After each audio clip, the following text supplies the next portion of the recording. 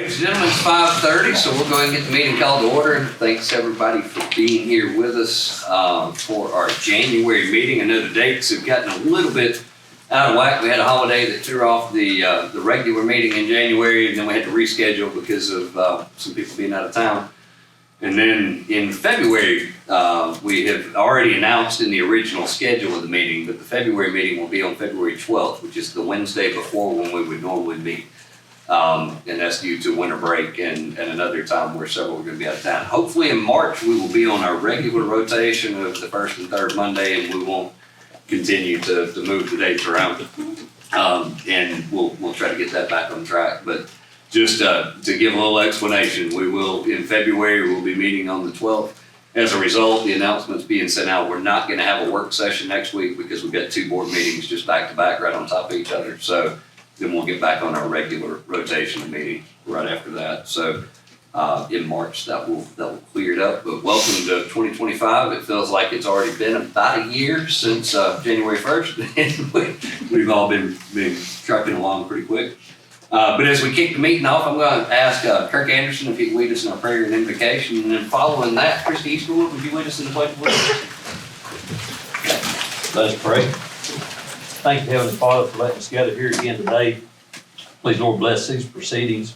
Bless our leaders from here all the way up to the top of the nation. Please, Lord, bless all those who serve in any capacity here and abroad. Please lead us and guide us, help us with the decisions that are made here. Let us be what you would have us to be. And by heavenly name we pray. Amen. Amen. I pledge allegiance To the flag of of the United States of America and and to the republic for which it stands, one nation, under God, indivisible, with liberty and justice for all. Thank you very much. So as we go into the agenda, we do have actually two items that need to be added to the agenda. I thought that I had it to where it was going to show up on the PowerPoint, but it didn't carry over. So the first item that we need to add to the agenda is under new business. It's the surplus vehicles for Public Works, to approve the surplusing of vehicles. The second item is item H under new business. Item H under new business, and we just received this back from the engineers today as we were planning the meeting, is the Hobson Drive culvert replacement. We had applied for a emergency LMIG grant a year or so ago to be able to do a major work on the Hobson Drive culvert, and we finally have got all the bids. They've reviewed all the bids, so we have that in the proposal for consideration as well. For the agenda. So those are the two items for the amended agenda that have been put in. If there's any others. That's it. That's it. So with that, do I have a motion to approve the agenda as we go forward? Motion to approve as presented. I'll second. Moving second. All in favor? Aye. Agenda is approved. Next item in the agenda is our employee recognitions. We're going to go through and we do have a 10-year, but the 10-year employee was out of town today, so we will recognize the 10-year employee in our February meeting. So we'll get that on the agenda for the February meeting and have them here because they were not able to be here with us. I would like to ask Chief Marshal Jody Weaver if he would come up and this time as well. Thanks, sir. I'd like to thank the board for the opportunity to recognize one of our extremely valued staff members for the contributions that she makes in the service to this community. Harley Johnson joined the staff with the Pickens County Animal Shelter on August 28, 2023. She currently serves in the role of Animal Control Officer. Officer Johnson is not only a dedicated co-worker with an amazing work ethic, her level of compassion toward the animals and the citizens in our community is unmatched. For months, Officer Johnson served as the only animal control officer, and I'm sorry, I'm kind of emotional because I'm really proud of her, so I apologize. She was the only animal control officer for our county while we searched to replace a previous officer. She responded to calls days, nights, weekends, and holidays without complaint. Without her dedication and commitment, Pickens County Animal Control and the shelter would have failed to have been able to provide the appropriate level of services for our citizens and animals. Once we were fortunate to hire Animal Control Officer McLaughlin, Officer Johnson continued to work extra hours and was instrumental in Officer McLaughlin's training. Recently, I was notified of an incident that demonstrated that not only is Officer Johnson an incredible animal control officer and an asset to our community, that she is one of the most selfless and compassionate individuals I've ever had the privilege to work with in my career. I would like to share a letter of commendation submitted by Deputy Marshal Cheyenne Evans regarding this incident. Cheyenne, will you come up here, please? Absolutely. I want you to read your letter. Oh.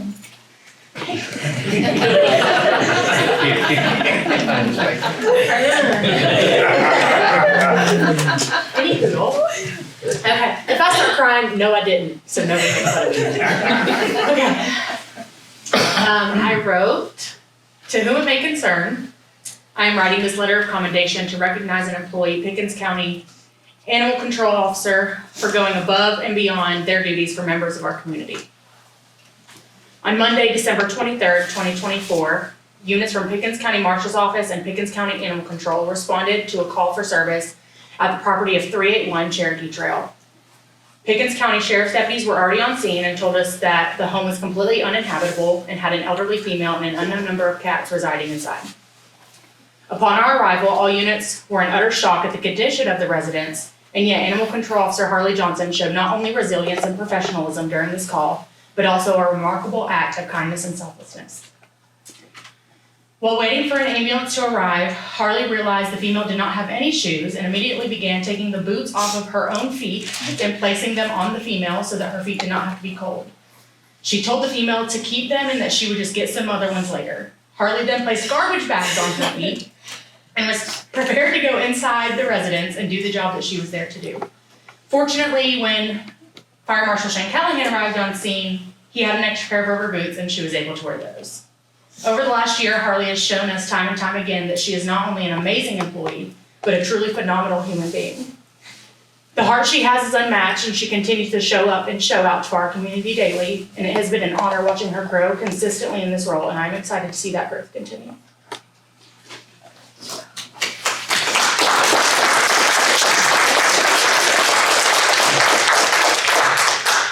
Officer Johnson, I believe that your actions just 2 days before Christmas are a testament to your character and frankly, one of the most Christ-like behaviors I've ever had the privilege to recognize. On behalf of the Board of Commissioners, Director Elrod, Director Naren, and all of us who are privileged to know and work with you, thank you for your service to this community. So if you would come up, I've got a plaque and a couple of things I'd like to give you. I'll try.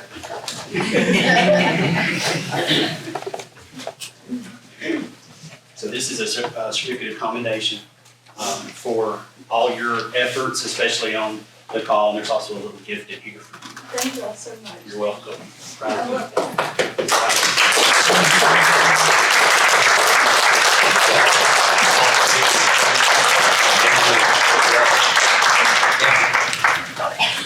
it. You gotta stay too.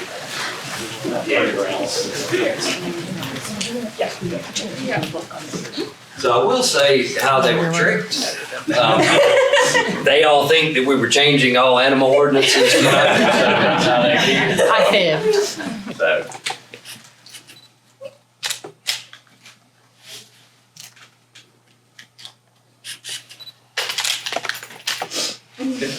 That was good. There's one more.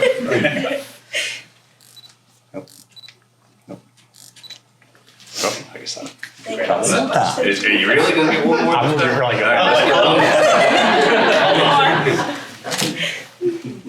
There you go, that one. Thanks, congratulations. Thank you, sir. Appreciate that. Oh, thank you. Thank you.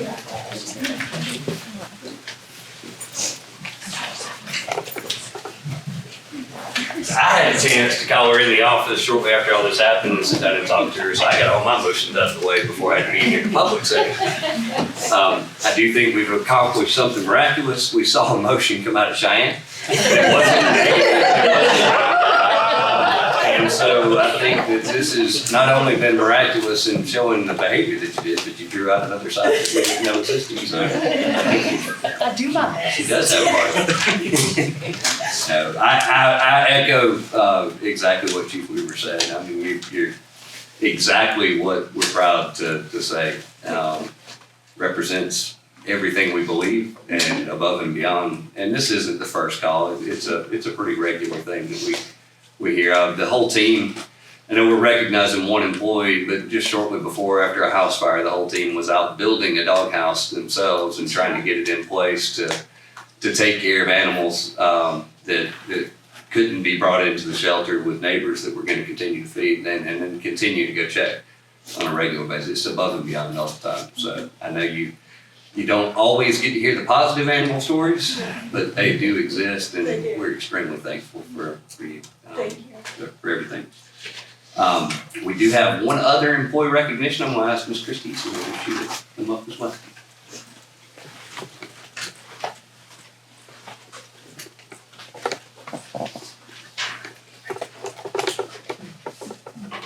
Thank you, Board of Commissioners, for the opportunity to recognize our fourth quarter of 2024 Employee of the Quarter. Mr. Christopher Scott, he's one of our newer employees. He just came to work in May of 2024. And for the fourth quarter, he answered 24% of all the calls on night shift. So, Wow. yeah, I'm not gonna follow suit with Cheyenne and cry. But you and the congratulations, Chris. Thank you for all you do.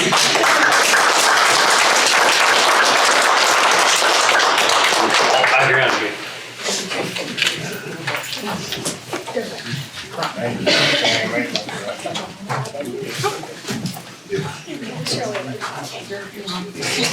I'll find a box next time. It was, I don't know, it just means you like talking on the phone. We got to speak now. Josh. Make sure you have it.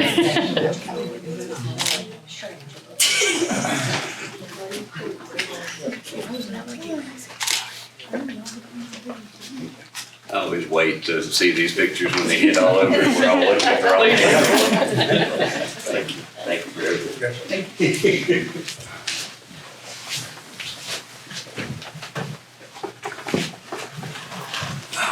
I always want to save that for the end so we can kind of end on these positive notes instead of doing it at the beginning. But then sometimes there are employees that need to get back to work, and so we try to do the best we can to keep them going.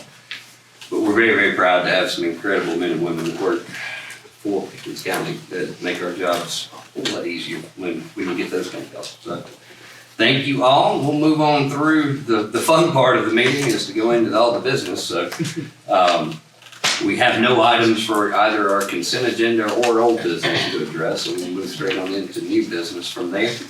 Under new business, item A is our Family Connections fiscal agent. Every year we have served as the fiscal agent for Family Connections. There's just a sponsor that everything from the state funding would go through the county that then is used to pay that. We have been asked once more to be the fiscal agent for fiscal year 26 on the state's fiscal year. But it is our fiscal year 25 into 26 as well. So with that, I'd like to ask for a motion to authorize me as chairman to sign the necessary paperwork to serve as the fiscal agent for Family Connections. So moved. Second motion. All right, and moving a second. Any discussion or questions? With none, all in favor? Aye. Motion carries without opposed. Next item on the agenda is the approval of regulations of speed limits within the county. That is an item that I'm going to request that we table to our February meeting. They're still waiting on the Georgia Department of Transportation on one of the speed signs to send over the data necessary for us to be able to update the spreadsheet on that. So I would like to make a motion that we table that item until our February meeting. Hopefully they'll have the report over to us at that time. So I'll make that motion that we table. Do I have a second? I'll second the motion.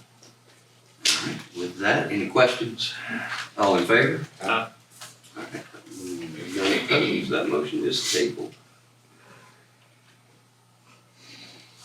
Move on to the next item on our agenda, and that is a resolution to update the retiree medical insurance program. In our December meeting, we did update the retirement eligibility requirements to the rule of 70, but that also changed from the rule of 70 to the age of 52 would be the minimum age that someone could retire. We have a policy that's already in place on the insurance retiree medical. This was something that was originally signed in to effect back in 2002, I believe, 2003. That all employees hired, during the original resolution, all employees hired prior to January 1st, 2002 that met the requirements for retirement would be able to have insurance until they were eligible for Medicaid, Medicare at that point in time.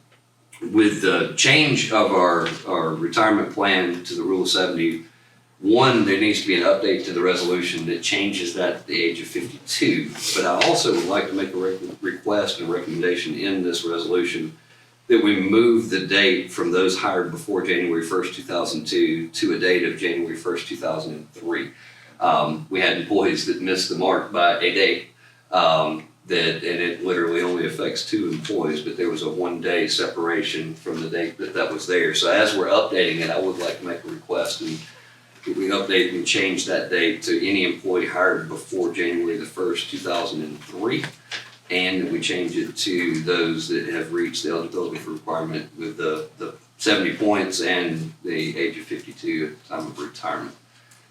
Hopefully y'all had a chance to review. I know it was sent before for y'all to look over. And if you have had a chance, I would like to make a motion that we approve the resolution that allows for those 2 and authorizes the chairman to sign it. Make a motion that we accept the updates as presented with the changes you requested. I'll second. Move and a second. Y'all have any discussion or questions on the matter? No discussion or questions? All in favor? Aye. Unanimous, none opposed. Motion carries. Thank you very much.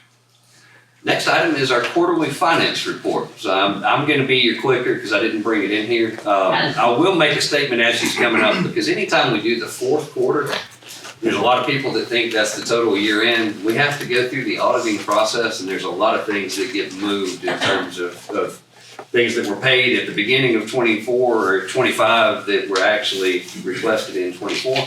So this number is not the final year-end numbers, but it does give you a good estimate as to what the 4th quarter looked like. And so when you see the totals, understand that audit has begun. And when the audit is completed, they'll do a full presentation on 24. So that way you understand that is in place. You just kind of covered that, so we can go to the next. Oh, is that in the letter? Hey, never mind. Miranda had a letter that she was going to read. Explain that. All right, so 4th quarter, so this covers the 12 months of 2024. So with that, our percentages should be at 100%. All right, revenue, quarter 4, fiscal year 2024. Our general fund, we are at $38,826,834. That's 103%. Special revenue fund, which is E911, we're at $711,855, and that's 41%. Proprietary funds, which is water and airport, is at $6,477,238. That's 111%.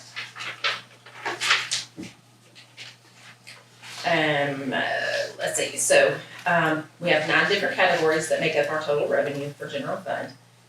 Taxes were at 100%, license and permits were at 109%, intergovernmental 103%, charges for services 120%, fines and forfeitures 99%, contributions and donations 55%, interest income 211%, miscellaneous we're at 182%, other finance sources 152%. That's a total of the $38,826,834 for the 103%.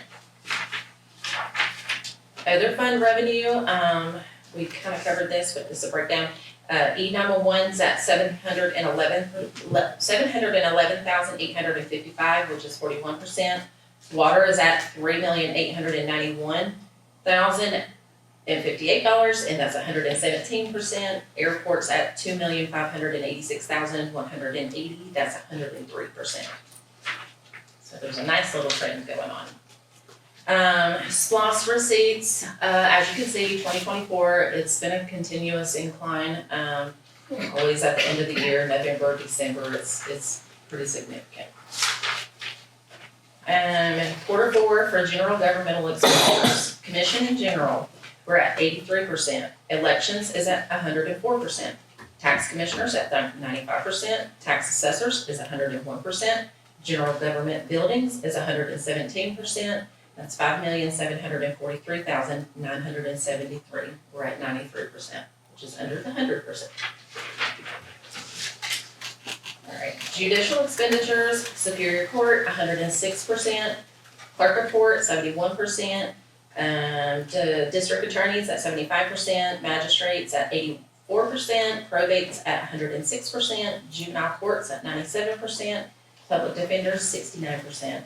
That's an overall of 89% at 5,487,334. Public safety, sheriff is at 111%. Probation and drug abuse is at 91%. Fire is at 111%. Coroners at 64%. Animal shelters 105%. County marshals at 96%, and EMA is at 137%. Overall, that's 105% at 19,101,864. Public Works roads, 101%, and solid waste landfill is 105%. Public education, that's just the Keep Pickens Beautiful, is 100%. Total of 102%, that's 2,226,947. Health and welfare, health department's at 99%, health department regulations is 108%, health department buildings 28%, welfare's 86%, senior center is 108%, MATS is at 92%. That's an overall total of 95% of 121,806. Culture and recreation is, the recreation center is 102%, swimming pools at 81%, program sports 98%, library is 100%, that's $1,540,061, and that is 100%. Housing and development, county extension service is at 84%, planning and development is 102%, development authority 94%, and that's a total of 619,454, and that's overall 104%. So for general fund, our overall actual is 37,458,285. That's 99% of the overall general fund budget. E911 actual is 1,613,723. That's 94% of their overall budget. Enterprise and proprietary, water departments at 3,739,254. That's 112%. Airport is 1,491,557. That's 115%. That's 5,230,811. A total of overall of 113%. And that is all. Do you have any questions? I would like to go ahead and mention too, last month we got the notification of our Certificate of Excellence Award for financial reporting again for 2023. So I would like to thank my finance department and all the department heads that contributed to all the data that has to go into that, because there's many different aspects of that. That's all I got. So mine's more. I was told that the sticker needs to be updated by the door because it didn't have the new year, and I thought, well, when they sent us the email, I don't think they sent us the new sticker yet. So. It takes a minute. Yeah. In terms of comments, I know when you go over the revenue side first and then on the expenditure side second, many of those where the revenue, when you see the expenditures that were over, many of the revenue was significantly over as well, which offsets. So water is a prime example. They had an increase in customers, but it had an increase in expense as a result of the customers. A couple of the others, there's extenuating circumstances. We had 6 months of storm cleanup in the road department that had a significant amount of overtime that caused the road department to be over. And those are things that are anticipated a lot of times. But the overall, with the 1% under on expenditures and the 3% over on revenue, put us into a position that when the audit's completed, we do believe we'll be able to contribute more to the fund balance as we get through that. We'll know, I mean, officially as the audit is completed, but, it does look very positive on that. And I Yeah, just want to that's- thank you guys for doing kind an of incredible critical job. by demonstrating the revenue versus expenditures, because there is, intergovernmental is one of the ones that you'll see, the revenues covered and the stickers, but it, just the balancing act of that throughout the year is hard, so. Right, and that'll all come as the audit process is completed, so. I have no other questions, if you guys do. I know, I'm just taking a job. Yeah. Thank you, thank you very guys. much. We'll move on through our new business, consideration and approval of generator bid. We had a grant that was provided through GEMA that we were able to receive in order to replace 2 generators, one at the recycling center, or not replace, but to add a generator at the recycling center and one at the Yellow Creek Fire Station. Bids were open, they were received, bids were open, and we only had one actual bidder that came in after they did the pre-bid meeting. There were a few that came in initially, but then only one that came through for the bid that was there. The total bid is from Power Solutions, PSU Unlimited, and the total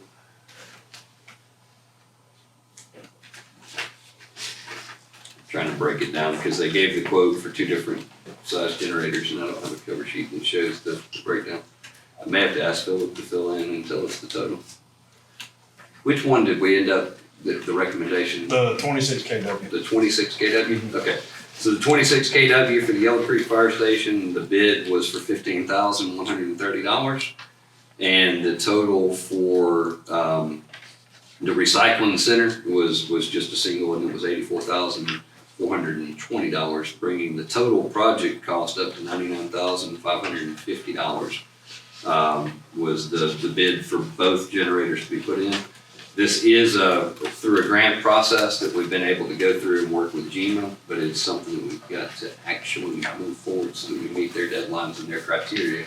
So I would like to entertain a motion to approve the bid from PSU Solutions for those 2 generators to be put in place, and authorize me as chairman to sign any necessary documents to allow such to occur so that we can get reimbursed from the state. So moved. I'll second the motion. And we'll move in a second. Do I have any questions, discussion? How much is the grant? It's a 70%, isn't it? Well, I think I think this one's a 75-25. 75. I think that's right. 75% of it will be covered. The original grant was budgeted for like $175,000.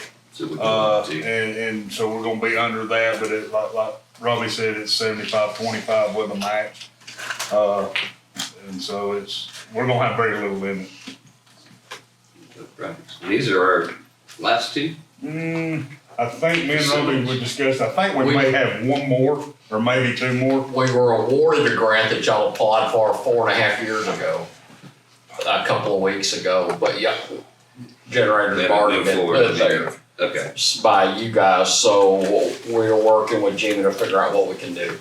Okay. And they don't know yet, and I don't either, so. Good place to be. Yeah. All right, so I have a move and a second. Any other discussion or questions? With that, all in favor? Aye. None opposed, motion carries. We'll get that moving forward. Next item on the agenda was the consideration and approval of the hazard mitigation plan. I know during our work session, we had Robbie come and make a presentation to go over the hazard mitigation plan and the county's portion so that we can present any hazard mitigation projects that would be in there. I know that there was an updated list of that was provided in your packet. It's a big file, and we have to approve the county's portion. Once the cities have approved their portion, it'll have to come back to us again to approve the overall plan. So this won't be the last time that you have it before you. We'll have to approve the county's portion of the hazard mitigation plan, and then once they do, we'll have it back on another agenda. But with that, I would like to entertain a motion to approve the resolution approving the county's hazard mitigation plan and authorizing the chairman to sign any necessary documents. Motion to approve. I'll second. Motion and a second. Any discussion or questions? We need Robbie to do another presentation. Yeah. I did. I would welcome that. Yeah. All right. With no other questions, all in favor? Aye. None opposed, that motion carries. Moving We'll move on to the next. It's our surplus vehicles for public works. We do have a few different vehicles that we've been working to try to get either replaced or moved out of the fleet so we can get them off our insurance. We have recently replaced a couple of the tractors and a couple of the trucks. The list was provided to each of you from all the items that are within the public works. There's a 221 Kubota M5 111 tractors, a 1999 Freightliner, a 1998 Chevy C6500 dump truck, a 2013 Chevy 6500 dump truck, a 2003 Chevy C7500 dump truck, 2015 John Deere tractor with a boom, and a 2017 John Deere tractor with a boom. If these are approved to go into surplus, they will then be added to an auction site through GovDeals, so that they can be auctioned as to surplus material. So with that, do I have a motion to approve the surplusing of the items that were provided? Second. We'll move in a second. Any discussion or questions? Mr. Anderson's here, we'll force him to answer them, so. All right, with none, all in favor? Motion carries. Next item on the agenda was the other item that was added as item H, and that is the culvert replacement for Hobson Drive. In your packet, you can see where we did receive from the Georgia Department of Transportation a commitment to provide 70% of the project cost or up to $500,000 for any project cost that would come from the LMIG grant through the state. You can see the bid packets and the bid tabulation where that was done. We did have 3 bids that came in, and my paper clip's holding all my paper together, so I'm trying to get to that page. We had 3 bids that came in whenever the tabulation. The bids ranged from $438,000, which was a bid from Dennis Nolan, up to $1.3 million, which was through North Georgia Concrete. So Nolan Contracting, SH Creel Contracting, and North Georgia Concrete were the 3 different bids that were received. This packet was sent over and reviewed from our engineers with EXP, and their recommendation came back to go with, their recommendation was to go with the lower cost bid from Nolan Contracting at the rate of $438,000. $962.86.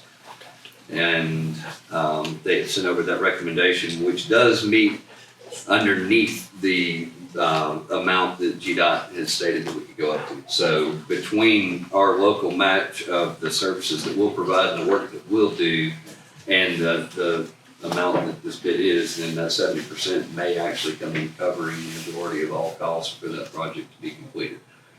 So with that, do I have a motion to follow the recommendation of our engineers to approve Nolan Contracting as the low bid on this project? Motion to approve. A second. Motion and a second. Any discussion or questions? Why was the next highest bidder twice? I mean, We all kind of scratched our head, but I mean, they compared to make sure that the bids were apples to apples. And they were. I think a lot of it, the one that got its local contractor, the other one for down toward Atlanta, so they're out of town. That's the only thing I can figure was that, apparently they wanted to work with us.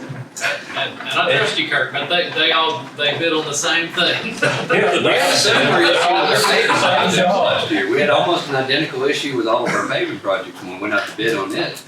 One bid came in significantly lower, but when we reviewed them, they were all apples to apples and they completed the work in the same manner. So it's sometimes the companies are wanting to work in the area and sometimes they're not. So I think a lot of times when they're busy, they'll throw out a big number, if it sticks, then they'll go sub out to get rent equipment, do whatever they got to do, but, the bids were actually from December 18th. We've left it with the engineers for a while to review for that reason, because we were trying to figure out were they bidding the exact same thing, and upon their review of it, they were. So all assurances will be in the bid packet, so they will be held responsible for it.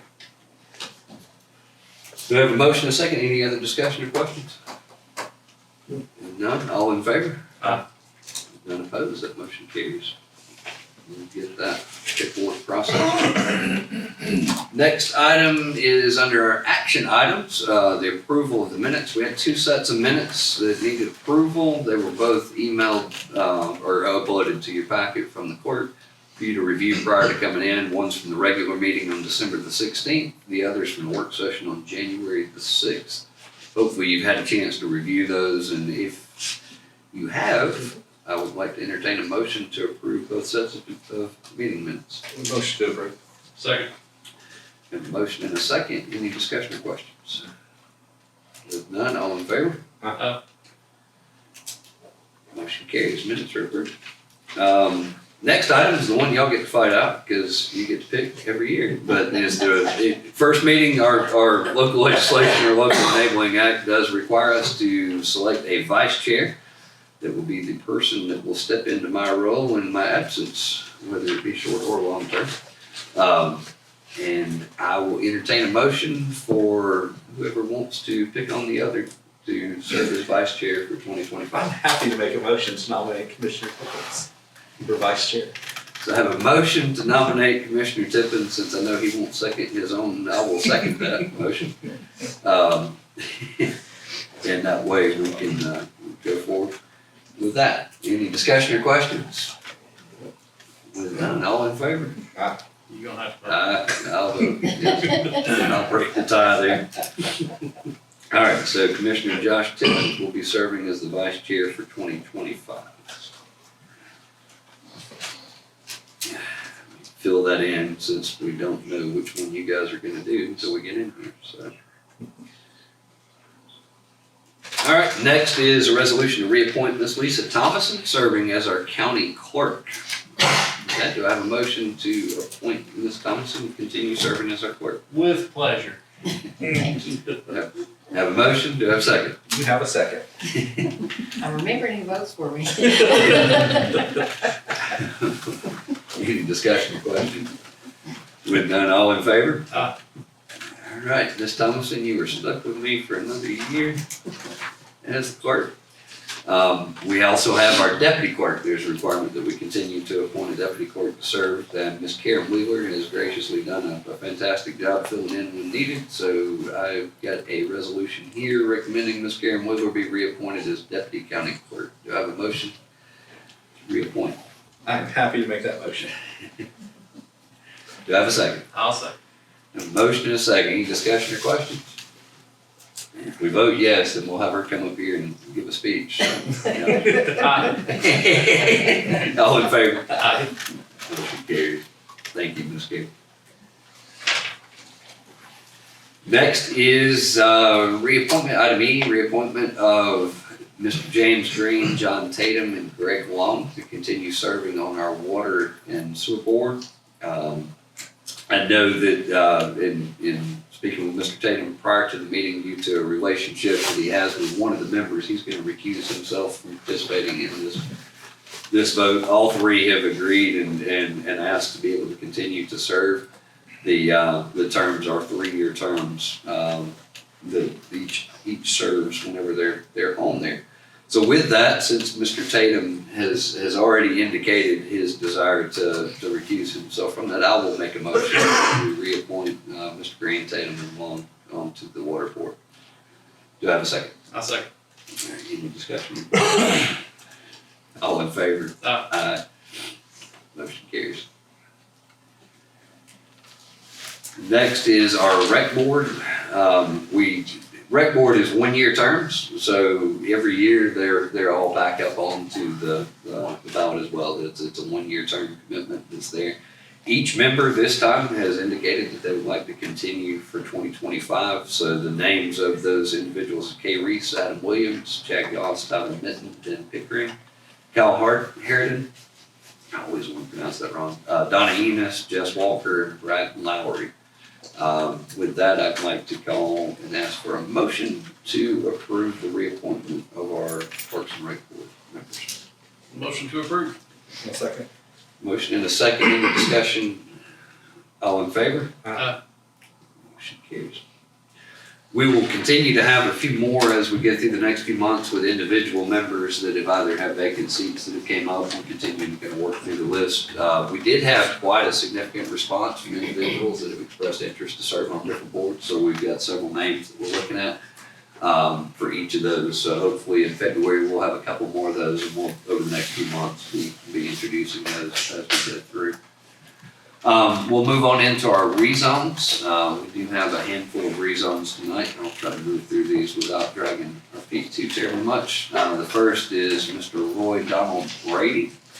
It's RZ 190851 on Waters Edge Circle. And it's a request to move 8.07 acres from urban residential to estate residential, parcel number 012073.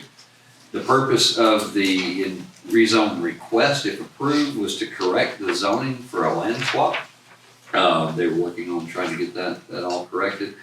Went before the Planning Commission on the 9th of December, where the Planning Commission voted 4 yes, 0 no to approve the rezone request of this property. With that, do I have a motion to follow the recommendation of the Planning Commission? Motion to approve. I'll second. To approve, and a second. Any discussion or questions? All in favor? Aye. Motion carries. That is approved. Next rezone that we have is RZ 190852 from Mr. Sean Elliott.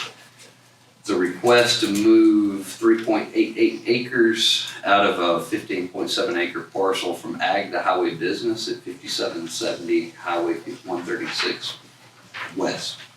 The intended purpose of the rezone request, if approved, was to build a shop for commercial equipment. The public hearing was held on December the 9th, where the Planning Commission voted 4 yes, 0 no to approve the request.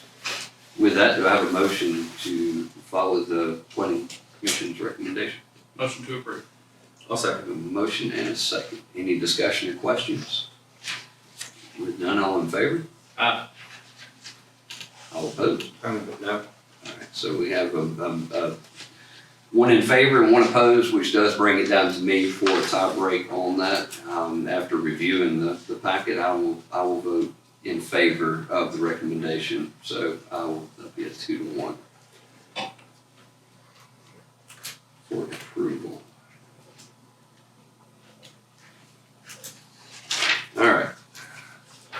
Next item in our rezones is RZ 190853, Mr. Robert Burton on behalf of Southern Property Investments. The property is located on Stonecrest Road. It's a request to move 27.2 acres from ag to small ag on parcel 034-084-002. The intended purpose of the rezone request, if approved, was to split a tract into 5 lots for sale. A public hearing was held on December the 9th, where Planning Commission voted 4 yes, 0 no in recommendation of approval. With that, do I have a motion to follow the recommendation of the Planning Commission? Motion to approve. I'll second. All right, having a motion and a second. Any discussion or questions? How do we set up this is when we had the conditions about the road on, correct? Yes. Is that in the motion or? It's in the recommendation It's in the from the Planning recommendation. Commission, so Okay. yes, So it's it's all included in the motion. And Kirk has to sign off on it before it moves forward, Yes, correct? Yes. Okay, that is correct. okay. Any other questions or discussion? With that, all in favor? Aye. Unanimous, motion carries. Item approved. The next is RZ 190854, request from Brandon and Brett Rowland on Highway 136 connector. It's a request to move 15.12 acres of a 34.72 acre tract from ag to rural residential on parcel 018030004. The intended purpose from the rezone request, if approved, was to develop an 8-lot subdivision. The public hearing was held on the 9th, where the Planning Commission voted in recommendation of approval. With that, I would like to make a motion in this particular instance, because it is an 8-lot subdivision that falls into the major category, but it was presented as a minor subdivision. I would like to request that we table this particular rezone until our February meeting so that we can have a chance to review that a little bit further into the number of lots that are there. I know that that's not necessarily, but it is what was stated in the hearing as the intended purpose. And I'd like to make sure we review that thoroughly before presenting that one way or the other. And so I would like to make a motion that be tabled. I'll second. Do I have a motion and a second? Any discussion or questions on that? No discussion or questions? All in favor of tabling? Aye. Okay. So we will have that on our agenda in our February meeting. The old business category. Next is RZ 190854, and it's Hannah Braswell on behalf of Kristen Braswell. 558 Fitz Road, and it's a request to move 1.5017. I'm wondering, did I type it wrong? That's why I was looking whenever I was taking the information as to what is, it is 1.5017 acre portion of a 31.86 acre tract from ag to rural residential. The intended purpose of the rezone request was to combine it with an adjoining lot and match the zoning to that. Planning Commission met on the 9th of December where they voted 4 yes, 0 no to recommend approval. With that, do I have a motion to follow the Planning Commission's recommendation for approval? Make a motion to approve. Second. I have a move and a second. Any discussion or questions? Y'all in favor? Aye. None opposed, motion carries. All right, the next is the first of two. I know that there's two separate properties that are side by side, but it is RZ 190857, and Mr. David Schaus on behalf of Thompson Lane Dreams LLC. The address locations at 30 Thompson Lane is a request to move a 4.34 acre portion of a combined 60.62 acre tract from ag to rural residential. The intended purpose of the rezone request was to separate the home from the parent parcel as well as create an additional buildable lot. The Planning Commission met on December 9th where they voted 4 yes, 0 no to recommend approval. So with that, I'd like to ask if there's a motion to follow the recommendation from the Planning Commission. So moved. A second. I have a move and a second. Any discussion or questions? All in favor? Aye. None opposed, motion carries. And our final rezone request is the other portion, or another part of that portion of property, and that is from RZ 190858 from Mr. David Schaus on behalf of Thompson Lane Dreams LLC. From moving a 10.82 acre portion of the 60.39 acre tract from ag to small ag. The intended purpose of the rezone request is to create a buildable small ag, lots. The public hearing was held on the same night where the Planning Commission recommended 4 yes, 0 no for approval. With that, do I have a motion to follow the Planning Commission's recommendation? So moved. I'll second.